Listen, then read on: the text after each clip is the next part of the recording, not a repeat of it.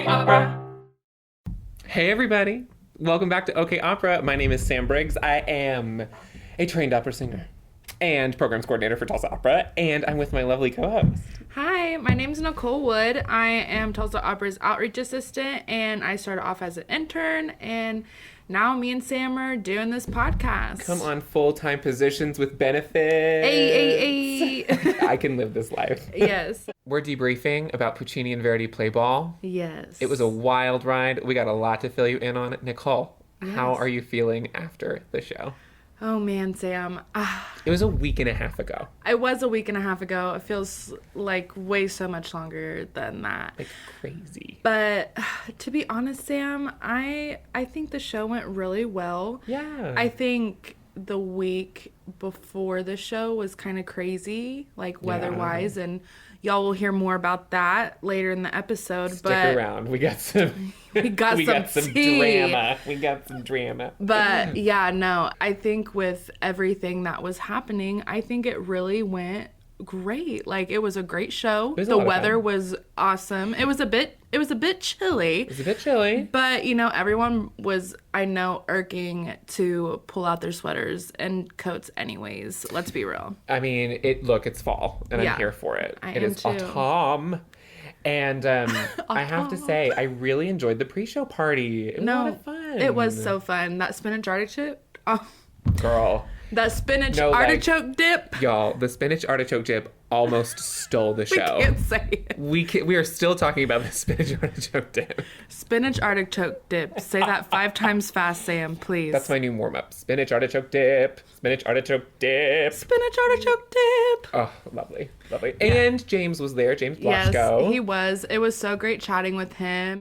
Kind of seeing someone in their element, like the night of the show. Like, he put it on stage and he kind of had to let it go. Yes. Like, whew. I mean, I don't think it's easy being a director. And especially with all the ups and downs from all the weather and all the crazy things in the week. So we were there at that rehearsal where they had to, like, it started raining and they had to cover the set and to go back inside. Yeah, no. They had to be so... I mean, it's always stressful, but, like, that had to be just, like... Yes. But honestly, watching it, you could not even tell that they had a crazy week of rehearsals because it all came together so beautifully. The show, oh my gosh, it was gorgeous. Yes, and it was so funny. So funny. They sounded amazing. Yes. So in the second inning, which was the little pre-show before Johnny Skiki, they did, like, some really tragic arias. Yes. One from Simone Boccanegra and then one from Madama Butterfly. Andrew and Danielle, like, it was, like, Chef's kiss. Yes. Like, I can't even describe, like, hearing those arias on a baseball field. Like, it just feels like it shouldn't go together, but they were just, like, so in the zone and so in the moment. It was fantastic. Yeah, and not even to mention, like, just looking at the crowd. Like, there were people dressed up. There were people, you know, in their baseball gear. You know, it was such a great night with opera and, you know, all different kinds of fans. Yeah, everybody kind of let loose. And the Jumbotron. I loved that because I knew exactly what was going on the whole time. I didn't feel like I was having to, like, work really hard to, like, watch the show. Mm-hmm. They really did it was a stunning job. Yes, so beautiful. And were you expecting Puccini to win? I mean, I think it was obvious because I personally think Puccini is a little bit better than I don't know if I'm allowed to say that, but... Verdi's going to come back this Halloween and haunt you. I know, He's going to dig himself out of whatever grave and float across the Atlantic. Okay, let's get it. I'm just still opera newbie. I think it's just... I just love comedies, Sam. I do think, if I can be a little, you know, trained opera singer for a moment. Yes. I have to say it. I think Puccini melodies are so much better. And I do want to give a shout out to the orchestra. Yes. Because there were only seven people, and it sounded like the whole stadium was filled with musicians. The sound was really great. So kudos to everybody involved. Yes. I was really lucky. I got the chance to talk to some folks on the street after the show. Oh, did you? Yeah, I got to hear some fun. from some High Note Club members and a couple of fans at the opera. So why don't we give a hot take to some of their reactions from the show? Yes, I would love to hear that. Yeah? Yeah. Okay, let's hit the streets. Hit the streets. Alrighty, y'all. Thanks for being on the pod. So tell me, what was it like seeing an opera at the ballpark? Debbie, how about you? It was really exciting. Really there was exciting. lots of energy. Yeah. It was really fun to be here. Oh, well, thank you. How about you, sir? It was a grand slam. He's fired. Don't listen to him. And how about you, miss? I thought it was great. It's so fun to see opera somewhere not in a regular hall. It's so fun to be part of the community. Hey, Aubrey, tell me about being at the ballpark tonight. My boyfriend and I love going to the Tulsa opera events, especially the ones associated with the High Note Club. When we found out that the Tulsa Opera was going to have another event on the field, we jumped at the chance to get tickets and even upgrade to sit in the suites this time around. We got to combine two things that we loved, being outside and attending an opera event. Tyne, High Note Club member extraordinaire, what did you think of tonight? It was just really special and really memorable to feel the energy of the crowd and to see lots of different people there, lots of children, lots of families enjoying their time together and enjoying really beautiful music together under the stars and under the lights of the baseball field. So it was really, really special. Y'all, what was your favorite part of tonight's show at Johnny Skeeky at the ballpark? What was your favorite part, Finn? Fireworks. The fireworks? You're really excited for them? Yeah. Keely? I liked the end performance. It was very nice. You like a little bit of Oklahoma? Okay. I'm here with Kara to hear what she thought of Puccini and Verdi Play Ball. It was lovely to be outside, to sort of combine modern America with traditional opera was so neat. The fireworks were incredible. I enjoyed the students that came down and did the national anthem and also sang beforehand. What a lovely touch to connect the opera to the Tulsa community. I'm here with Sarah Lindy. Sarah, can you tell me what your favorite, most memorable part of the show was tonight? Obviously, the biggest star was Warsaw, but yes. aside from that, the costumes, the sound, the set, everything. Oh, thanks, Sarah. We all love an old dead guy, right? Right. Thanks for coming. Hey, y'all, I'm here with the O'Leary clan. I liked when Johnny Skeeky stole all their money. I have to agree with my wife, yes. I love money. We all love money, right? Yeah. Thanks for coming to the show, y'all. Now the 80s are getting some major praise, too. I really loved that it took place in the 80s. The 80s is one of my favorite time periods just because the fashion and everything that was going on. So I love that the costume designers and the set designers really played into all of the wonderful fashion of the 1980s. I really enjoyed that it was set in the 80s. I loved the printer paper that came out as the will that everybody looked at when that unfolded. It was so funny. In addition to all of the live music, the orchestra sounded fantastic. As a bonus, the pink marbled floor was hysterical. Gianni Schicchi was such a wonderful performance, but the 80s flair, the costumes, the hair, it was an absolute scream. I really enjoyed it. I also noticed that the subtitles sort of matched the era as well, which I appreciated. Hiya, Gary. What was your favorite part of the night? My favorite part of the night was probably just being at the ballpark watching the theater.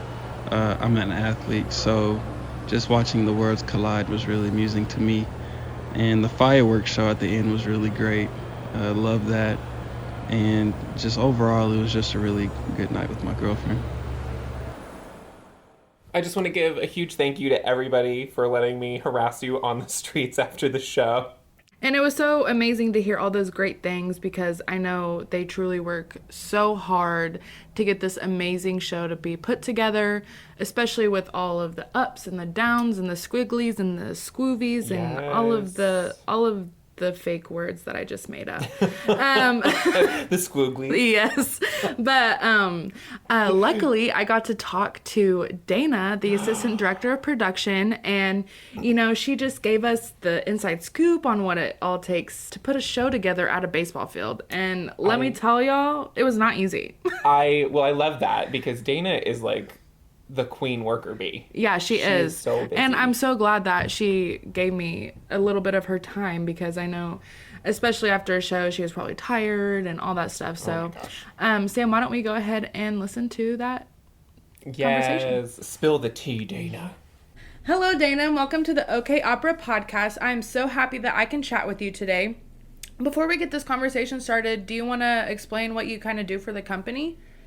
Sure. My title is Assistant Director of Production, and with the Director of Production, we manage basically all elements of any given show. So we handle all of the scheduling and the venue management, the design build process. We hire in costume and lighting and scenery folks to make everything happen on stage that you see.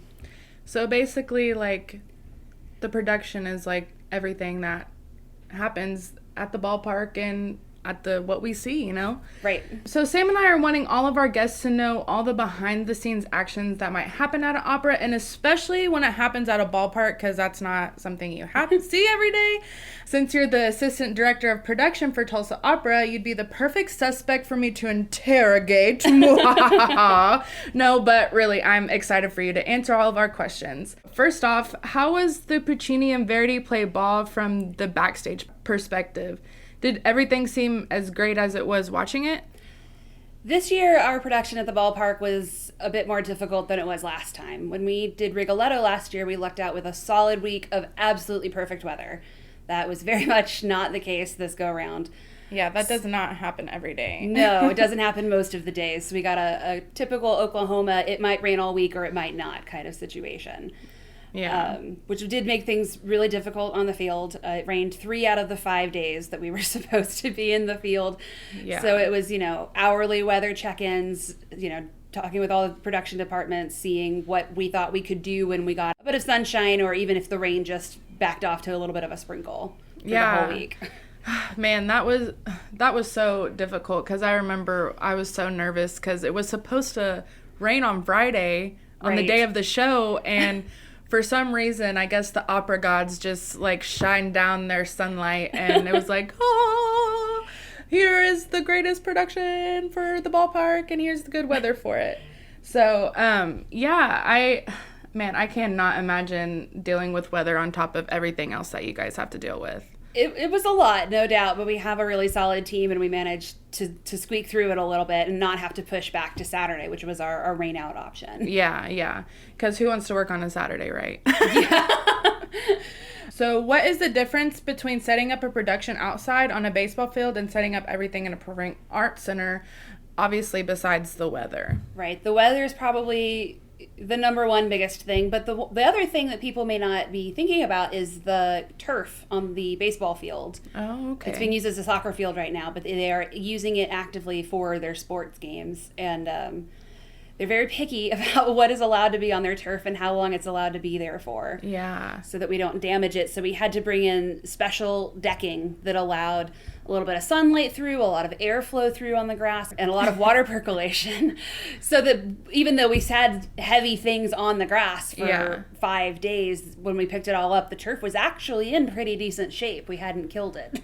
I do know from watching Ted Lasso, shout out, that people are very picky on, getting on field grass, and unless you have cleats on or something. So yeah, they are very particular, understandably, about the condition of their turf. They need to keep the games going well, support the safety of their players.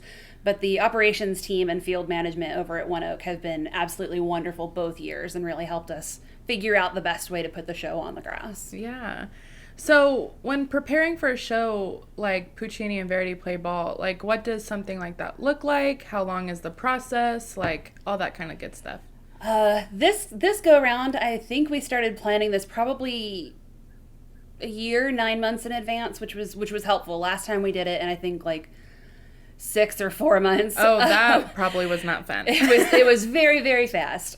But this year we started out early, learned a lot of lessons from last year in terms of increasing the calendar and how to better manage our limited time on the field.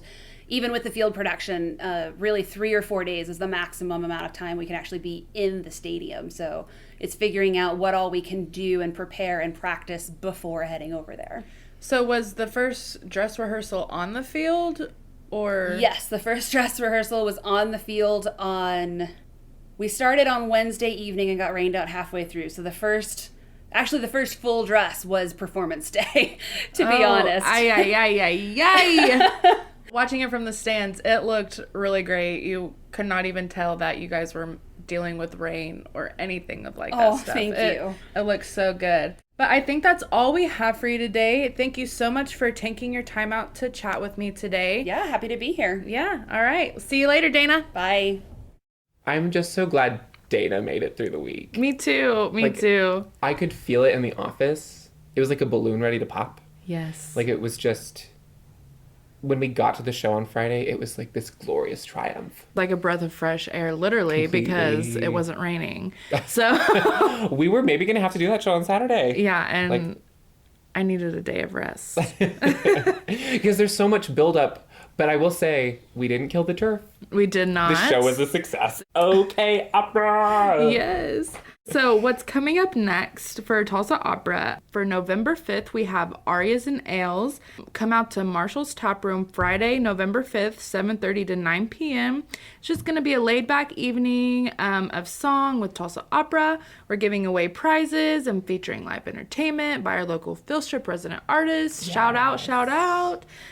Free admission, cash bar, and all are going to be welcome. That's right. We're keeping that Oktoberfest spirit moving right along. I know. It doesn't have to end. No, just keep the tap a-flowing. And then we're doing them all in the Night Visitors. Yes, I love TYO. Yes, our Tulsa Youth Opera. Y'all, these kids are going to be working so hard. Yes. Every year it's a new group of kids who get introduced to the show.